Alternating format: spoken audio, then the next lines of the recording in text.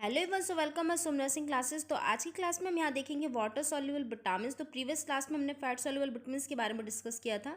तो यहाँ पर हमने वाटर सॉल्युबल विटामिन बी और सी देखा था। तो विटामिन बी के अंदर B1, B2, B3 इस तरह से हमें बहुत सारे क्लासिफिकेशन देखने को मिले थे। तो आज की क्लास में हम विटामिन B1 की बात करते हैं।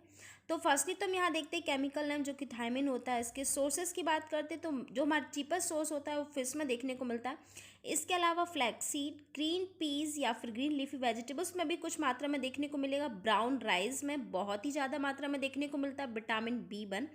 इसके अलावा mushroom, spinach, sunflower seeds, chicken, sesame seed, sweet potato and beans ये हमारे चीपेस्ट सोर्स होंगे या फिर बहुत ही रिच सोर्स होंगे हमारे विटामिन B1 के लिए। और बात करते हैं इसके डेली रिक्वायरमेंट की। तो डेली रिक्वायरमेंट हमें स्टार्टिंग हम 1 ईयर तक की बात करते हैं तो 50 से 55 माइक्रोग्राम पर डे यहाँ पर रिक्वायरमेंट होती है, ज़रूरत होती है, इतना हमें लेना चाहिए। और 2 से 9 ईयर के बच्चों की बात करते हैं तो 6 से 1 mg पर डे हमें लेना है। थोड़ा सा बढ़ जाएगा, माइक्रोग्राम में हो जाएगा। तो यहाँ पर जी हमारे एज के अकॉर्डिंग दिया गया है कि कितनी रिक्वायरमेंट होती है, विटामिन B1 डेली कितना लेना चाहिए।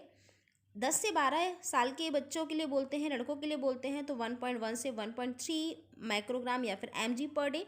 19 ईयर अबव के लिए 1.2 mg per day and 19 year girls के लिए 1.1 mg पर डे।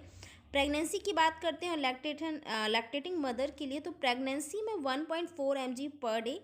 इसके अलावा जो लैक्टेटिंग मदर होती है 1.6 mg पर डे रिक्वायरमेंट होती है। तो ये जो हमारा डेली रिक्वायरमेंट है कि पर डे हमें लेना है। तो एज के अकॉर्डिंग हम यहाँ पर देखा हमने कि एज के अकॉर्डिंग कितना क्वांटिटी में हमें विटामिन B1 लेना है। अब बात करते हैं फंक्शन की। तो विटामिन B1 का फंक्शन क्या होता है। तो इसका जो फर्स्ट फंक्शन तो हम देखेंगे कि कार्बोहाइड्रेट के मेटाबॉलिज्म के लिए हेल्पफुल होता है। तो इसका बहुत ही इम्पॉर्टेंट वर्क है ये कि जो कार्बोहाइड्रेट होता है उसका मेटाबॉलिज्म करने के लिए हेल्पफुल होगा। इसके अलावा ये एनर्जी भी प्रोवाइड करता है, प्रोड्यूस एनर्जी। तो जो कार्बोहाइड्रेट का मेटाबॉलिज्म होगा तो यहाँ पर हम देख सकते हैं कि एनर्जी भी हमें मिलेगी, तो produce energy. Transmit to the nerve impulses, तो ये हमारे नर्व इम्पल्सेस में ट्रांसमिट का काम करता है। इसके अलावा maintain a normal growth of the body, हमारे ग्रोथ को मेंटेन करके रखता है। वर्क एज अ कोएंजाइम, तो कोएंजाइम का काम भी करता है मेटाबॉलिज्म के टाइम पर। मेटाबॉलिज्म प्रोसेस में एक तरह से कोएंजाइम का काम करेगा। एनर्जी प्रोवाइड करता है ब्रेन के लिए। इसके अलावा keep a healthy muscles membrane, जो हमारे मसल्स मेम्ब्रेन होती है उसे हेल्दी बनाए रखता है। इसके अलावा आरबीसी के फॉर्मेशन के लिए भी विटामिन B1 बहुत ही हेल्पफुल होता है।